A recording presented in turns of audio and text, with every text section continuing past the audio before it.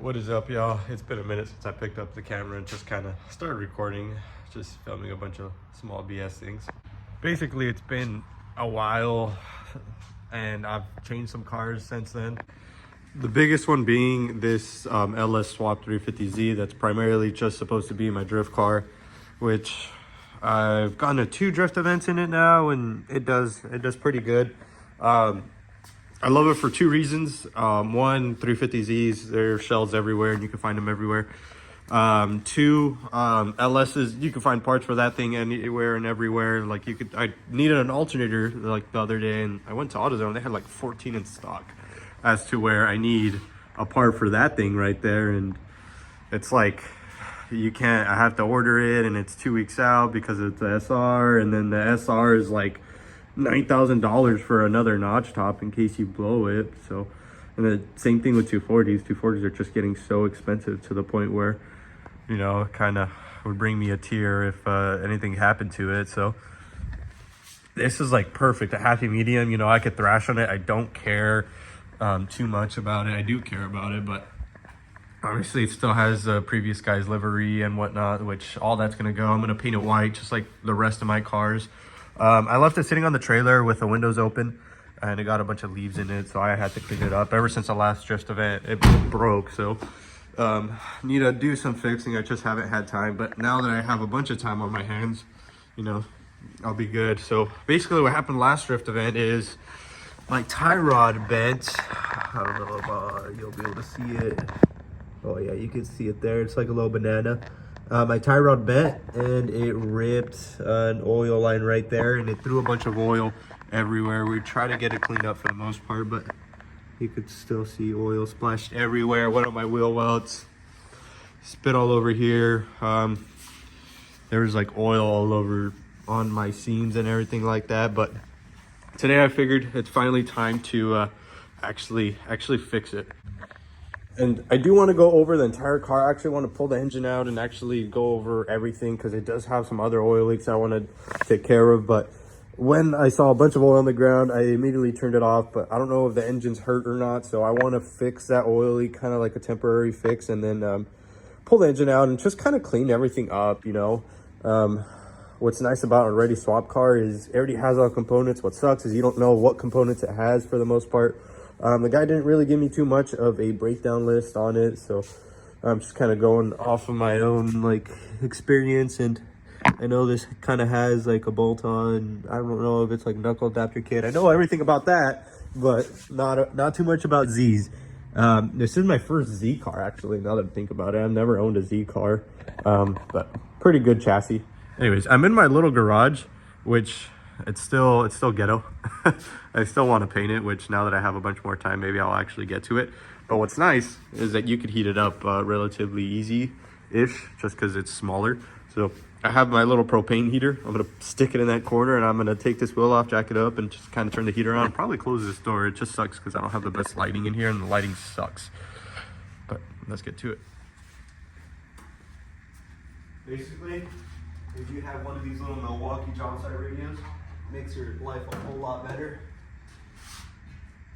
It's actually my buddy's attachment to my propane tank, but his attachment, they make attachments to where you can get like 2 of these, and I think I want to buy that one, that way I could give him back this one, just so we get a little bit more heat quicker.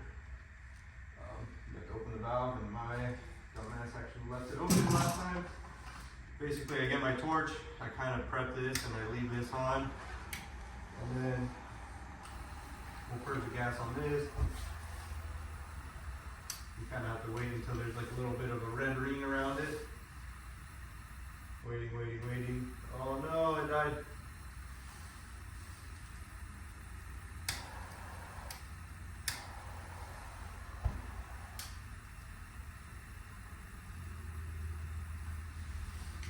I got stuck on.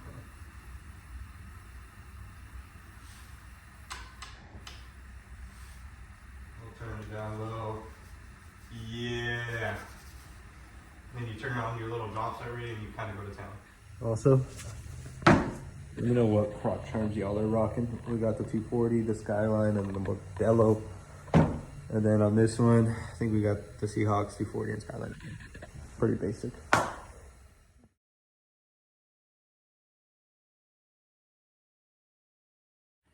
All right, just so you guys can see this a little more, I have the TV kind of blasting in the back, but yeah, that's done. And this line is kind of split right there. You can see it's all juicy. Okay, now that I got my inner tie rod out, it's pretty simple. You just have to get a big old crescent wrench, or I used a vice grip to kind of turn it out of the inner tie rod. This was where it was cut. I took out the piece right here that was damaged. Kind of see that. You can't really, but it's right there where it's kind of split.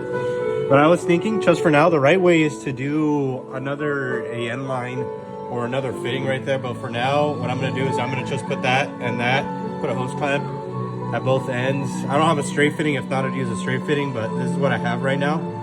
I'm just going to use this to make sure everything's kind of flowing and the motor isn't hurt. And then I'm going to go from there. And what I'm thinking is when I pull the engine, I'm going to have a lot more access to this.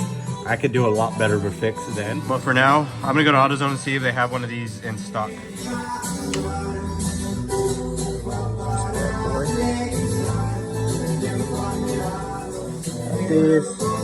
Got my coffee. I threw this TV in my garage because it has like a bluish tint. On camera, it is so exaggerated. In person, you could tell, but not that bad. But on camera, it looks so blue. It's crazy. Today, we're gonna be whipping the R34. Normally, I kind of like dealing my truck around, but haven't driven the E46 much as of recently. But today, we'll rock this. Made it here to the local Vato zone.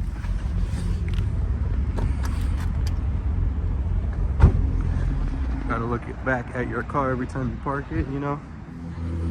They did not have it, but they told me another AutoZone across has one in stock. So let me go check to see if it's the same one. Hopefully it's the same one, because this is everything else is aftermarket, but I believe this inner tie rod is a stock one. We got some boba drinks. We got the cop drinking boba drinks. These guys were super cool. I went in there and they were talking to me for a bit on the Skyline, but yeah, always cool to have friendly folks. Okay, I got the tie rod over from the other AutoZone. Oh my gosh, the camera needs to be cleaned. I apologize. I'm now starting to put this piece on here. This feels so ghetto, so wrong, but trying to clean off the edges just because it has like a lot of fur and wire and everything, all the shielding on that hose. So do that real quick and then I'll keep you updated. Got that on. Need to put my boot on. I don't have another one of these like axle style clamps because you have to kind of pretty much rip them off every time you take it off, but just put a zip tie out at the end of it and that should be more than fine. But I'm gonna put this on, other clamp, nut, and then we put the outer tie rod on. Also just noticed my lower ball joints ripped. Have to add that onto the list. Okay, all that's bolted on. So ugly under here, and this car needs so much. It kind of stresses me out. It's a little bit overwhelming.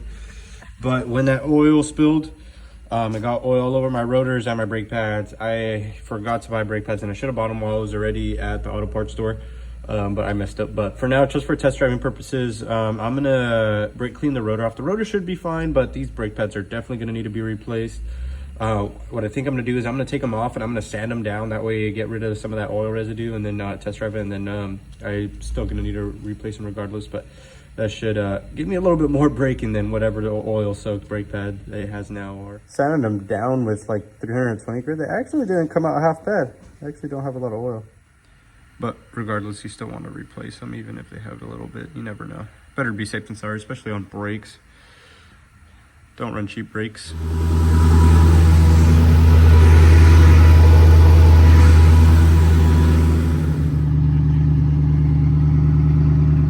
Yo, it's been a couple days later since the last clip you guys saw, and everything was mint. We took this thing for a couple skids out in Mexico, you know what I mean, and it slid perfect. The motor sounds healthy, and I was ready to kind of accept the worst case scenario for this oil line. If the motor was blown, I'd just have to buy another LS or LQ, whatever they call them. But everything's been mint so far, and it's drifting good, and everything's looking good. I do want to get a bunch of spare parts for this coming year, stuff like axles and tie rod ends and everything like that, that we're ready for any trackside fixes. Anything that's not going to be too bad, maybe a spare differential. But yeah, this car's pretty mint. hopefully it's looking like it's going to be a good season. So hopefully it stays like that. Thank you guys for watching.